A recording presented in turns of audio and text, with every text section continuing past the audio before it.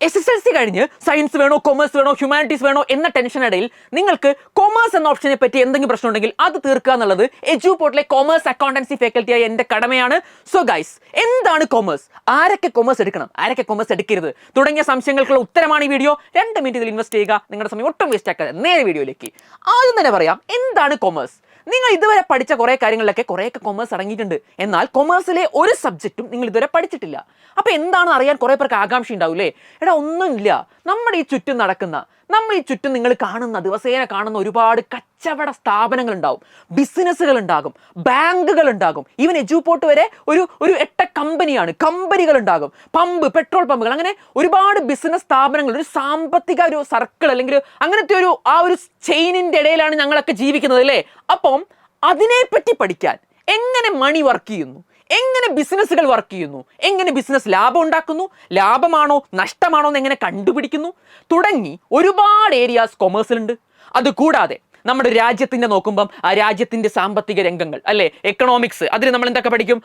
നമ്മുടെ international transactions, രാജ്യങ്ങൾ തമ്മിലുള്ള ബന്ധങ്ങൾ, അവിടുത്തെ പണപരമായ ബന്ധം, ഡോളർ, ഇന്ത്യൻ റുപ്പി. ഇനി ഗവൺമെന്റ് നോക്കുമ്പോൾ ബഡ്ജറ്റുകൾ അല്ലേ, ഗവൺമെന്റ് ബഡ്ജറ്റ് അവതരിപ്പിക്കുന്നൊക്കെ കേട്ടിട്ടില്ലേ? അതുപോലെ ഇങ്ങനെ വരവ് ചെലവ് കണക്കുകൾ തുടങ്ങി ഒരു പണത്തിന്റെ ഇടപാടുകൾ മൊത്തത്തിൽ, അതില്ലാതെ ലോകമില്ലല്ലോ അല്ലേ.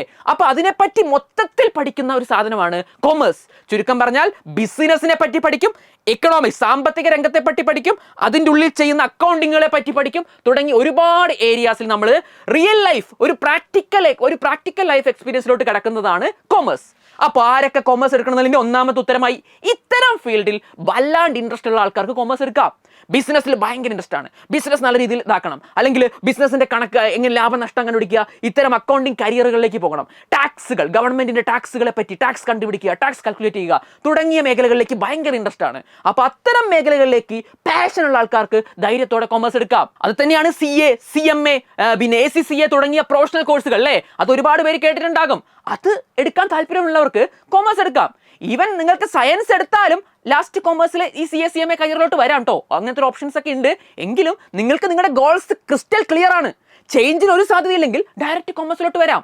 ഓക്കെ, വളഞ്ഞ വഴി വരണമെന്നില്ല, നിങ്ങൾക്ക് എന്ത് ചെയ്യാൻ വരിക്കാം. പക്ഷെ നിങ്ങൾക്കിപ്പോൾ ഒരു ഗോൾസ് ഒന്നും കറക്റ്റ് ഫിക്സർ അല്ല, അത് പിന്നെ +2 കഴിഞ്ഞ് തീരുമാനിക്കാന്നൊക്കെ ആണെങ്കിൽ സയൻസ് ആയിരിക്കും ബെറ്റർ. കാരണം സയൻസ് എടുത്താൽ എങ്ങോട്ടും തിരിയാം. പക്ഷേ നിങ്ങൾക്ക് ഓൾറെഡി നിങ്ങളുടെ സംഭവം ക്ലിയർ ആണ്, എനിക്ക് സയൻസിലെ സബ്ജക്റ്റുകളൊക്കെ ഭയങ്കര ടഫാണ്, ഞാനത് പഠിച്ചാൽ ഞാൻ പൊട്ടിപ്പോകത്തുള്ളൂ, അങ്ങനെ തോന്നുകയാണ്. സയൻസിലെ സബ്ജക്റ്റുകൾ ഇഷ്ടമല്ല, ഫിസിക്സ്, കെമിസ്ട്രി, ബയോളജി ഇതൊന്നും ഇഷ്ടമല്ല, എനിക്ക് ഡോക്ടർ ആകുകയേ വേണ്ട. കൊമേഴ്സ് എടുത്താൽ നിങ്ങൾക്ക് ഡോക്ടർ ആവാൻ പറ്റില്ല. എഞ്ചിനീയർ ആവുകയേ വേണ്ട, എഞ്ചിനീയർ ആവണമെങ്കിലും നിങ്ങൾക്ക് കൊമേഴ്സ് എടുത്താൽ പറ്റില്ല. അപ്പോൾ അങ്ങനത്തെ ഏരിയാസ് ഒന്നും താല്പര്യമില്ല. എനിക്ക് ഈ പുതിയ ഫീൽഡ്, മണി, ബാങ്കിങ് അല്ലെങ്കിൽ ടാക്സ് തുടങ്ങിയ, ഞാൻ കൊമേഴ്സ് ആണല്ലോ അല്ലേ, അപ്പോൾ ഞങ്ങളുടെ ഫീൽഡ്, ആ ഫീൽഡിലോട്ട് അല്ലെങ്കിൽ അവിടുത്തെ ഒരു അക്കൗണ്ടിങ്, ടീച്ചിങ് അങ്ങനത്തെ മേഖലയിലോട്ട് കടന്നു വരാൻ താല്പര്യമുള്ളവരെ ഞങ്ങൾ സ്വാഗതം ചെയ്യുന്നു. എഡ്യൂപോർട്ടിൽ നിങ്ങൾക്ക് അതിൽ ഏറ്റവും ബെസ്റ്റ് ട്യൂഷൻ കിട്ടും. ഓക്കെ, അത് ഞാൻ വാക്കിയാണ്. ഓക്കെ, ഞാനാണ് നിങ്ങളുടെ എഡ്യൂപോർട്ടിലെ അക്കൗണ്ടൻസി ഫാക്കൽറ്റി. നമ്മൾ സെറ്റായിട്ട് കോൺസെപ്ച്വലി അത് പഠിക്കേണ്ട ഒരു രീതിയുണ്ട്. ആ രീതിയിൽ അല്ലാതെ ഒരുപാട് പേര് പഠിച്ചു പോകുന്നുണ്ട്.